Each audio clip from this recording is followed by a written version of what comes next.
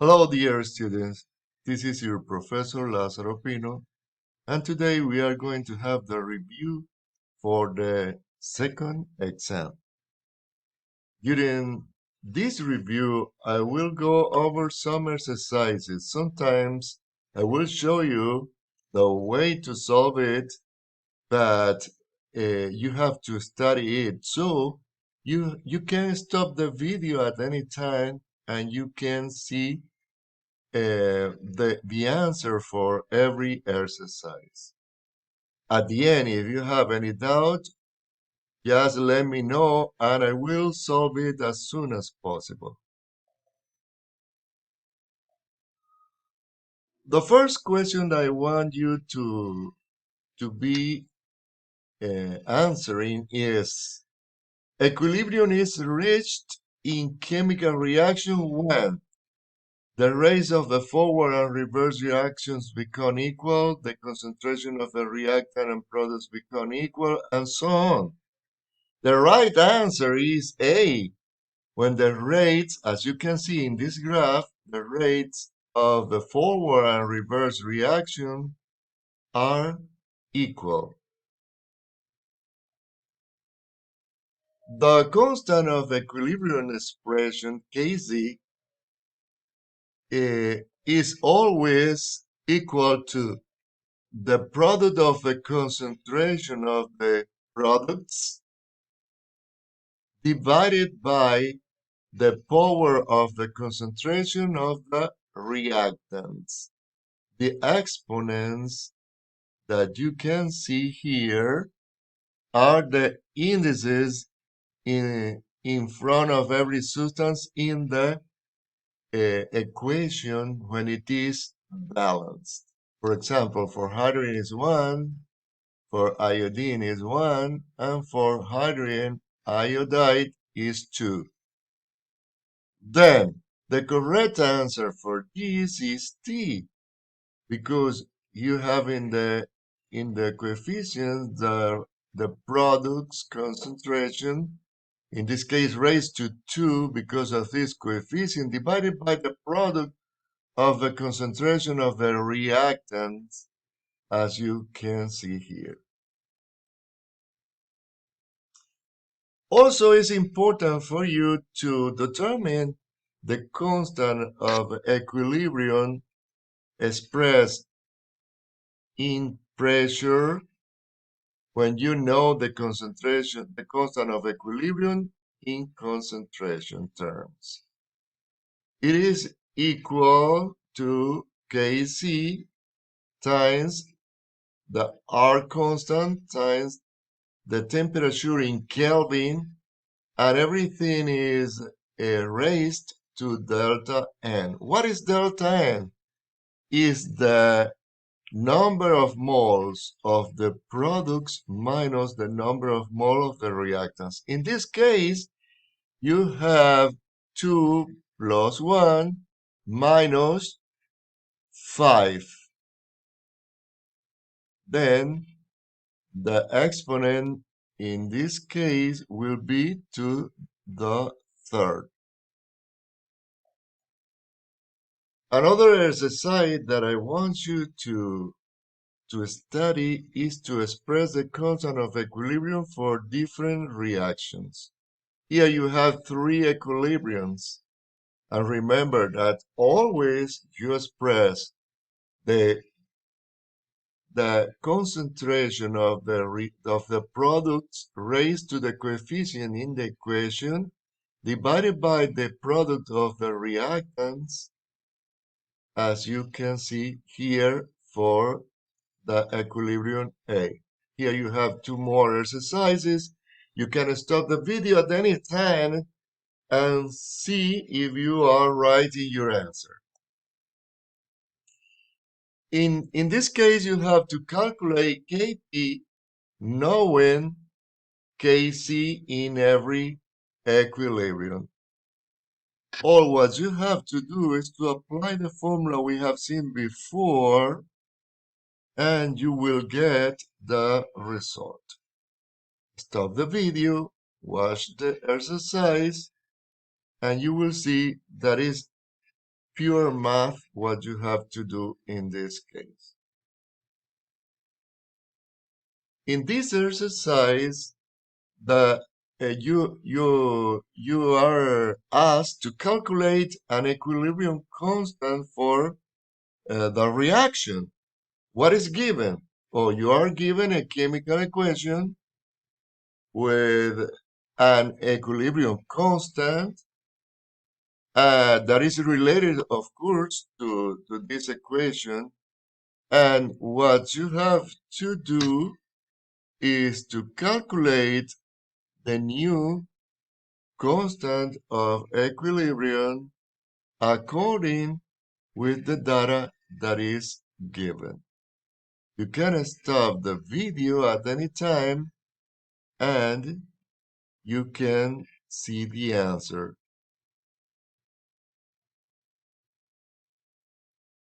In this exercise, you're asked to calculate the equilibrium constant for a reaction at a given temperature.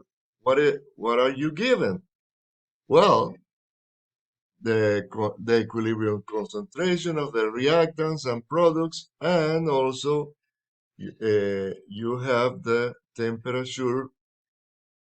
Then you first have to write the constant of equilibrium expression, and then you put the data that is given in the concentration of every substance, and then do the math. Here you have another example similar to the one before, but in this case you have to determine the change of the concentration to get the concentration at equilibrium. Here you are given the initial concentration, of course. At the beginning, the concentration of the products are 0. So, you know that the concentration of the reactants will decrease over the time. Then you say the concentration of nitrogen is equal to the concentration of hydrogen. If you consider it X, then it will be minus X for nitrogen and minus 3X for hydrogen, and plus 2X for the ammonia because the concentration of the products increases. Then at equilibrium, what you have? The initial concentration minus the change. So you can calculate the X, and then you use this to calculate the concentration at equilibrium of hydrogen and ammonia. And then you substitute in the expression of equilibrium and you get the constant of equilibrium. Let's see in this exercise how you can determine the constant of equilibrium for this reaction. You have the 1 mole of hydrogen and iodine are in a 1 liter flask. What are the equilibrium concentration of the species? And you know the constant of equilibrium. So you have the initial concentration for the reactants and of course 0 for the products. The change will be minus X, and plus 2X in the case of the product. X is defined as the change of the molar concentration of hydrogen and iodine required to get the equilibrium. Then at equilibrium, it will be the initial concentration minus the change for every case. And of course, in the case of the products, will be 2X. Then you go to the expression of equilibrium, you write the concentrations at equilibrium, and you can calculate then X is just pure math in this case. You apply the square root for both both sides of the equation, and you get this. The square root of 55.3 is 0.788. So you can calculate x, and then you can calculate the concentration of everyone, since the concentration of hydrogen and iodine is, in this case, 0.21, and the concentration of hydrogen iodide is 2x, then it will be 1.58. In this exercise, you're going to determine the equilibrium concentrations. Of course, the constant of equilibrium will be the concentration of isobutane divided by the concentration of butane. And it's given that the constant of equilibrium is 3.5 at a given temperature. The flask originally contains 0.4 molar butane. Calculate the equilibrium concentration of butane and isobutane. Then, in the step 1, you let X represent the known concentration. As you can see here, this is the reactant, then we'll decrease the concentration. That's why the minus sign. And the isobutane, that is the product, will increase the concentration. That's why plus X. The initial concentration of butane is 0.4 minus X will be the concentration at equilibrium, and X the concentration of isobutane. So you go to the constant of equilibrium, you substitute the equilibrium concentration, and you get the value of X. Then you go to the concentration of equilibrium, you know the value of X, and you calculate the concentration at equilibrium of every product, isobutane, and the reactant butane. Okay, knowing the Q, that is the coefficient or ratio between the concentration of the product divided the concentration of the reactants at any time, you can compare it with the constant of equilibrium, that is Q, when you get the equilibrium. So when Q is lower than the constant of equilibrium, the system has too much reactant. If Q is equal to K, then the system is at equilibrium. But if Q is higher than K, the system has too much product. Let's see in this case. Q is this expression. If Q is lower than K, the system is not at equilibrium. Then reactants will be consumed and product concentration will increase until Q is equal to K. If K is higher than Q, the system is not at equilibrium. Products will be consumed and reactant concentration will increase until Q is equal to K. If K is equal to Q, then the system is at equilibrium and no further change in reactant or product concentration will occur. Here you have an example. You have the constant of equilibrium at a given temperature, and you have the concentration at any time. So what you have to do? You have to calculate Q and compare with the constant of equilibrium. As you can see, in this case, Q is lower than K, so the system is not at equilibrium. Here you have another example. You can stop here. You can solve the problem. And let's see effect of the concentration change on a system at equilibrium. If you add reactant, the system will shift to the right.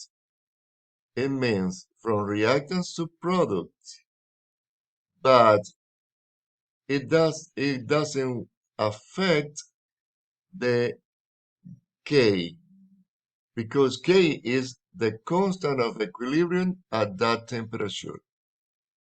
If you add product, the equilibrium will shift to the left. Then products will be converted into the reactant until you reestablished the equilibrium. If you remove reactant, then the equilibrium will shift to the left. If you remove product, then the equilibrium will shift to the right. This is the Le Chatelier-Brown law that established that when you make a stress over the system will answer with with an effect equal to the change, but in opposite direction until the equilibrium is reestablished. Here you have an example of exercise. You can stop the answer. It is already answered. You can see how I solve the problem and study it. Stop the video at any time. And here the result. Now, change in the volume of the system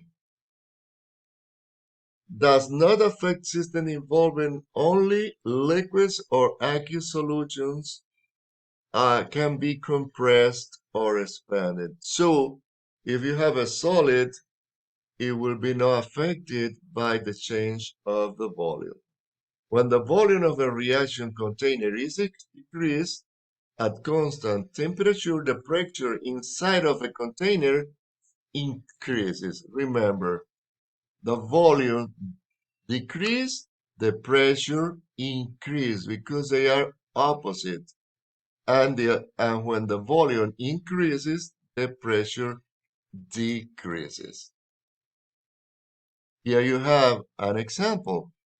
Of course, the volume here is higher, so the pressure is lower. In this case, the volume is lower than the pressure of the molecules over the walls of the volumetric is higher. Here you have an example that will show you how to calculate the effect of volume change on an equilibrium. You can stop the video and see the answer.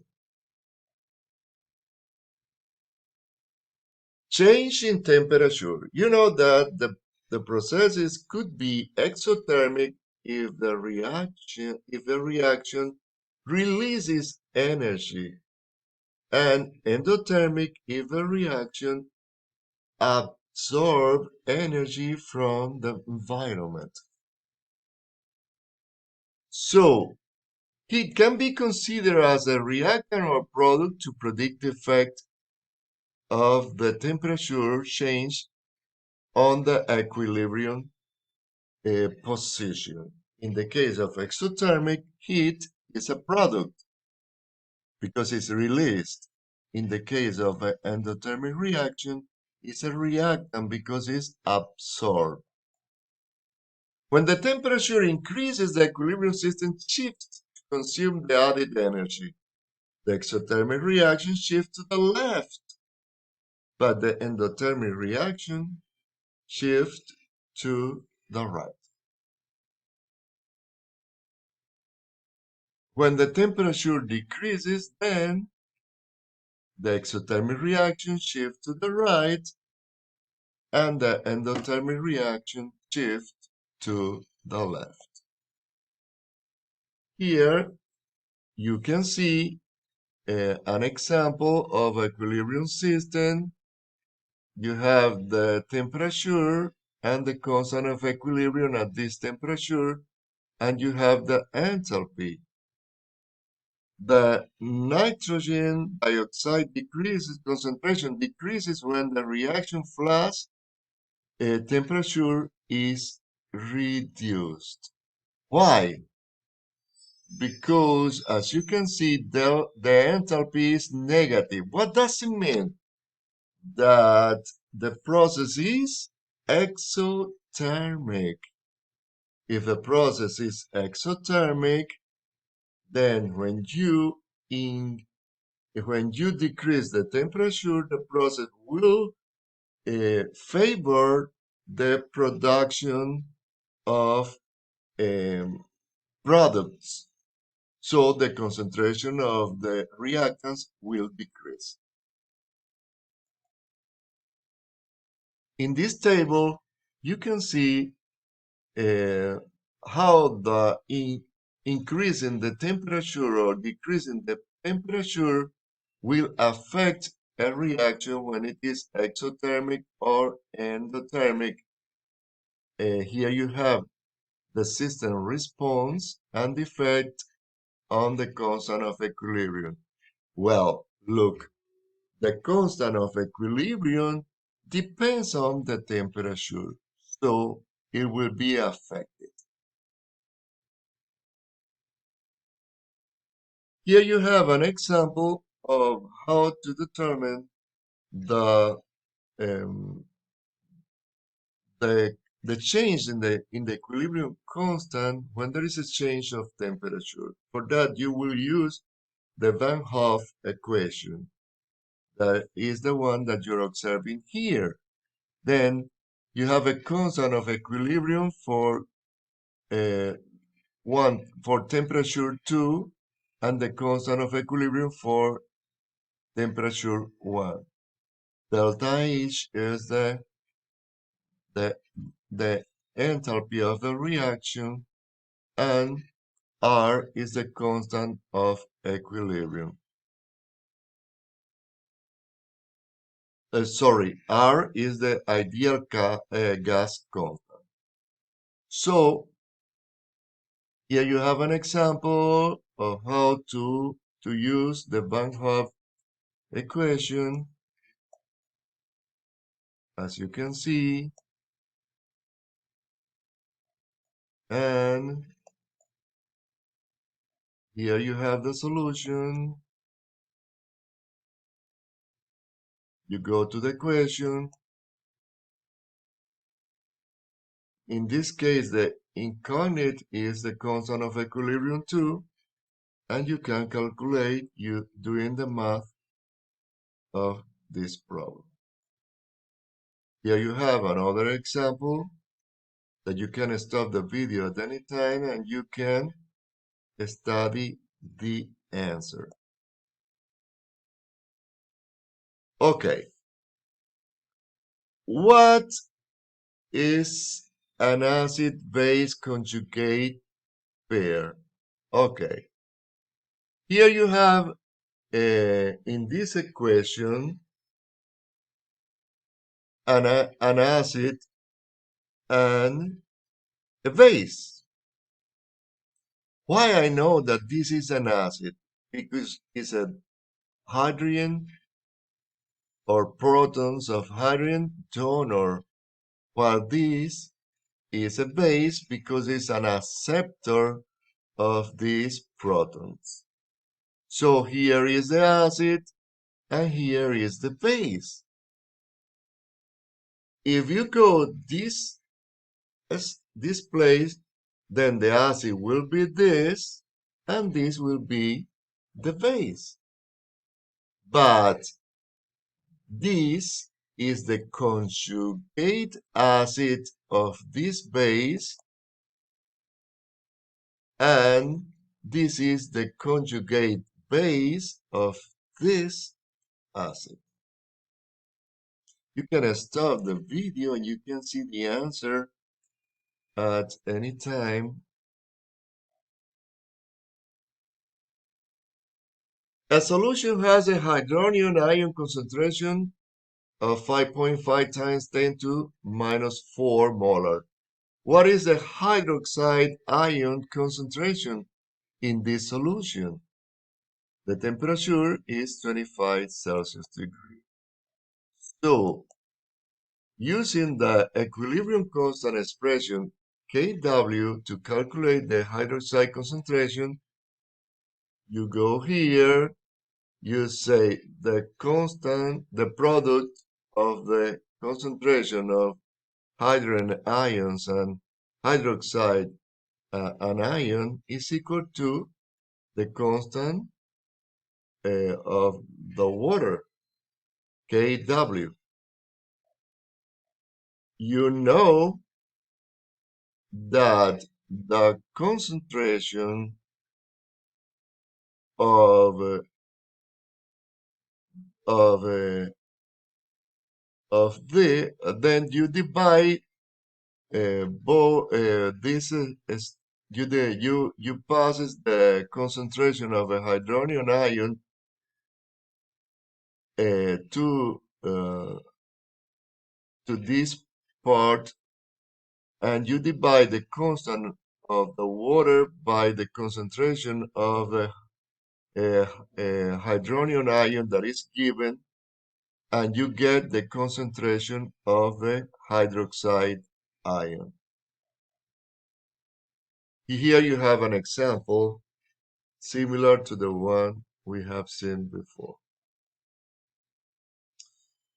pH and pOH calculation. In general, the potential of X is equal to minus log of X. So pH is minus log the concentration of hydronium, and pOH is the minus log concentration of the hydroxide anion. In a neutral solution, you see that pH is equal to this, to 7. Let's calculate the concentration of hydronium or hydroxide from pH or pOH. So, we can say that the concentration of hydronium is 10 to minus pH, and the concentration of a hydroxide ion is 10 to minus pOH. So, pH or pOH for aqueous solution at 25 Celsius degree are equal to the product of the concentration of the hydronium and hydroxide ions, and is equal to this constant. Then, if you apply the potential to this equation, you can say that is minus log the product of these two anions, and is equal to 1.0 times 10 to minus 14. Then Kw is equal to, what is this? This is the pH, and this expression is the pH. And then you can find that the pH plus the pOH is equal to 14. This expression that you have here, Kw equal to the product of these two ions, is equal to 1.0 times 10 to minus 14. And this expression where pH plus pOH is equal to 14 are useful equations to be used to solve problems of pH and pOH. Here you have an example. You can stop the video at any time, and you can go step by step until you understand the answer. Here you have another example. In this case, you are asked to calculate the hydroxide and hydronium ions concentration, pH, and pOH for a solution. You are given the hydronium ion concentration or the pH. So you use this equation to calculate the hydroxide ion concentration, and you can use this equation to calculate pH and this equation to calculate pOH, knowing the concentration of both ions. And knowing uh, the pH and the pOH, and knowing that both the sum is 14, you can see that your result is okay, it's fine. Okay, you can continue. And now calculating the concentration of a hydronium ion, knowing that is equal to 10 to minus pH, then you put here 10 to minus pH, and you can get this in your calculator. Similar, you can do the calculation of the concentration of the hydroxide ion. Here you have another example, but in this case is to write acid hydrolysis reaction. In this case, you have Ka of acetyl salicylic acid, aspirin, and it is equal to 3.00 times 10 to minus 4. Then you have to write the equation. In this case, you put the formula that is given in water, and then you dissociate the hydronium ion, goes to the water, and you get the hydronium ion, and in the other part is the anion, and this is the equilibrium. As you can see, the value of the constant of the acid is very small, smaller than the unit. So you can say that the acid is a weak one.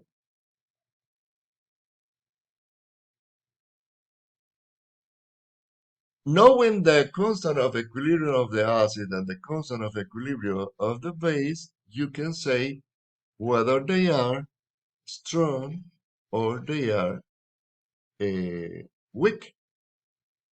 As acid strength increases, the pKa decreases.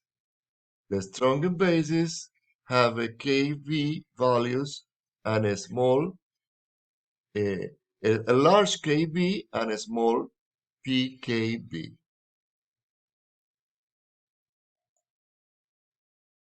Here you have an exercise. The hydrogen cyanide has the acid dissociation value equal to 4 times 10 to minus 10. What is the value of the Kb for this conjugate base?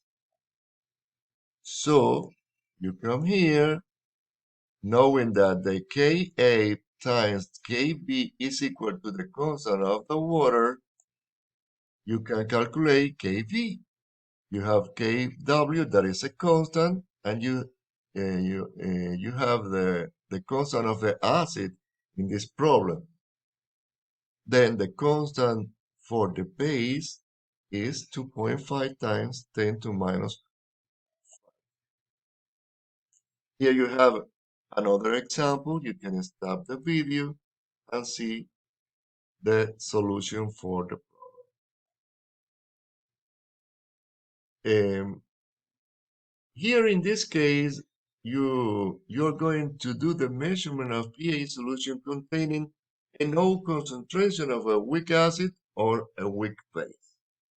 The information about the concentration of a hydrogen ion is obtained and it is used to determine the equilibrium concentration of all the species, the equilibrium constant for the acid, or the base hydrolysis. Here you have an example of this type of problem. You can stop the video at any time and you can see the answer.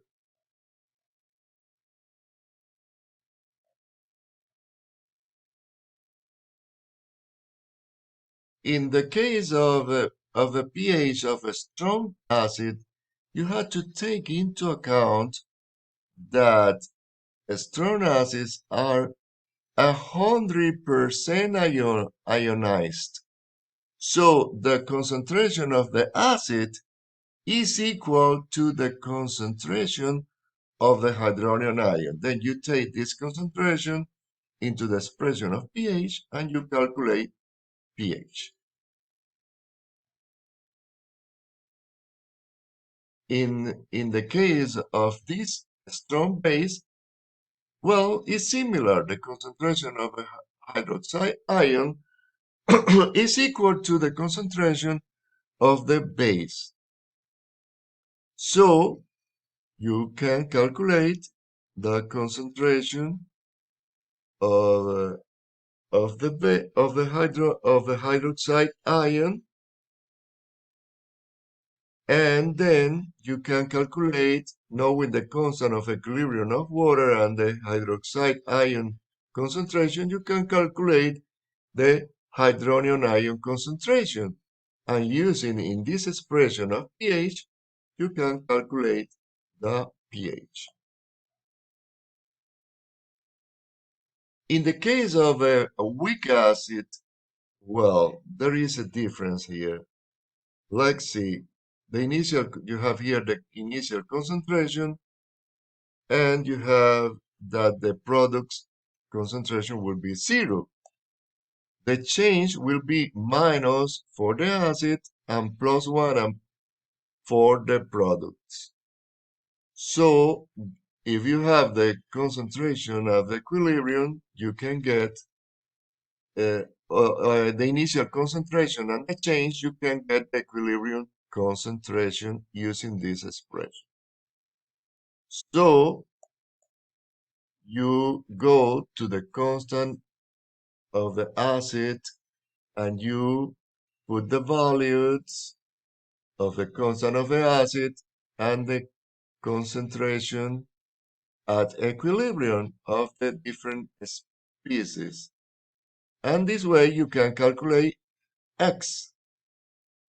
Knowing X, you know that is a concentration of the hydrogen ion, and you can use this to calculate the pH. And so the concentration of this an ion and the concentration of the weak acid will be 0.250 minus X, then will be almost the same value because the change is too small if you compare with the concentration of the acid. Here you have another example. You can stop the video at any time and you can observe the answers. Well, acid-base properties of salts. You know that a salt is made by a cation that belongs to a base and an anion that belongs to an acid. When you have them in solution, well, the salt is neutral if both the cation and the anion are neutral. If only the anion is neutral, the other ion controls the acid-base nature of the salt. If neither is neutral, the relative magnitudes of Ka and Kb must be compared to determine the acid-base nature of the salt. If Ka of the cation is higher than Kb of the anion, then the salt is acidic. If Kb of the anion is higher than the Ka of the cation, then the salt solution is basic. Here you have an example. You can stop the video at any time. You can see the answer for every problem, and you will understand it. Another example. In this case, you use the relationship between molecular structure and acid strength to explain why the nitric acid is much stronger acid than the nitrous acid. Then, you're asked to explain the relative strengths of two acids. And what is given? The identity of the two acids. The two possible molecular structure explanations are relative strength of the OH bonds, and two, the electron accepting ability of the nitrate or the nitrous anions. The possibility number one is that the OH bonds in the two acids have essentially the same bond energy. So this is not a major factor influencing relative acid strength for these two acids. The possibility two, the nitrate ion has more oxygen atoms than the nitrite ion. As the number of oxygen atoms increases, the negative charge of the conjugate base is distributed over the greater number of highly electronegative atoms. Thus, the nitrate ion is better able to accommodate the negative charge than the nitrite ion. Here you have some reactions. You have to investigate the extent of the acid-base reactions. In the first case, when you have a strong acid and a strong base, the reaction is completed at 100%. If you have a strong acid and a weak base, and a strong base as this case, also the reaction is completed at 100%. But if you have a weak acid and a weak base, the reaction is completed not at 100%, and the same case in the second when you have a weak acid and a strong base as this case. So here you have different example. A strong acid plus a strong base, the pH at equilibrium is 7. A strong base, a strong acid and a weak base, the pH at equilibrium will be lower than 7. That will be acidic. The hydrolysis of this reaction. If you have the strong base plus a weak acid, well, the pH will be higher than 7. Then, if you have a weak acid plus a weak base, that depends on the constant of the acid and the constant of the base values. Here you have an example. A strong acid, a strong base, then you complete the reactions, you put everything in the ionic form, the water remains in liquid state because it's non-electrolyte. You can make only in ionic form the substances that are electrolytes. The next ionic reaction will be this one because you cancel the species that are the same in the products than in the reactants.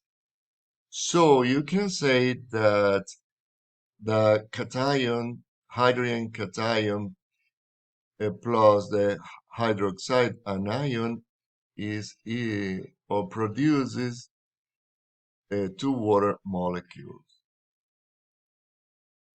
In this case, the constant of equilibrium will be the inverse of the constant of the water. So the constant of equilibrium will be 1.0 times 10 to 14. Then the concentration of each one will be the square root of this, that will be 7. So the pH, the 10 to minus 7, so 10 to the 7th, then the pH will be 7. Here you have another example, but in this case, a strong acid with a weak base. You can stop the video and study this. And in this case, you have a weak acid with a strong base. You can stop the video and see the different steps. Always go to the net ionic equation, and then you calculate the constant of equilibrium. And here you have then buffer. Let's stop in buffers. What is a buffer solution? A buffer solution contains a mixture of a weak acid and a weak base, typically the conjugate base of the weak base. In the real life, we observe that there are small changes in the pH when a strong base or a strong acid is added. Why? Because when the strong acid is added to the buffer, acid reacts with the conjugate base. The acid is completely consumed, then the pH of a buffer solution slightly decreases. When the strong base is added to the buffer, the base reacts with the weak acid. The weak acid is completely consumed, and the pH of the buffer solution slightly increases. Here you have an example. You can stop the video at any time, and you can answer them. Here you have another one, another one. All these exercises of buffer are very, very important. Okay, I hope that this review could help you to be prepared for the second exam. If still you need more help, remember that you can send me your doubts and I will be answering you as soon as possible. Best regard, your Professor Lázaro Pena.